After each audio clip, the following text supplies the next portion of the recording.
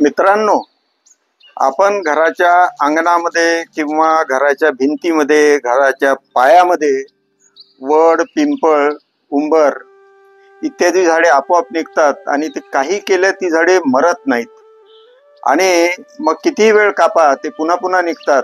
तर अशा झाडाचा बंदोबस्त करण्यासाठी मी तणनाशकाचा प्रयोग केला आणि अशाच एक प्रयोगाचा भाग तुम्हाला मी दाखवतो आहे.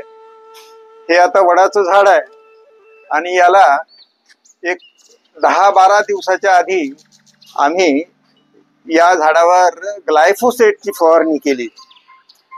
हे बघा, ammonium salt of glyphosate 71% glyphosate असणारं हे ग्रॅन्युल आहे. याच्यासारखं आणखी एक मिरा 71 येते.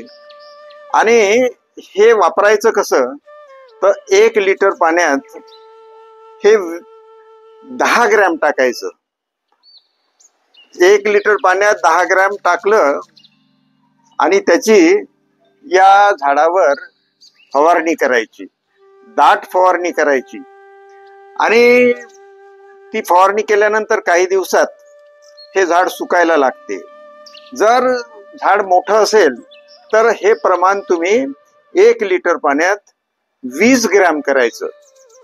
आणि त्या पाण्याची फवारणी, छोटा पंप येतो 1 लिटरचा, त्या त्या त्या पंपाच्या सहाय्यानं याच्या खोडावर, मुळीवर, पानावर करायची. आणि आपण बघता, हे बघा, हे आता एक 10-12 दिवसात हे झाड पूर्ण मरत आहे आणि याचा बंदोबस्त झाला आहे. वड, उंबर, पिंपळ याचा ग्लायफोसेटने बंदोबस्त होतो. माझा प्रयोग तुम्ही सुद्धा करू शकता आणि आपल्या भिंतीत वाढणाऱ्या झाडाचा बंदोबस्त करू शकता. धन्यवाद.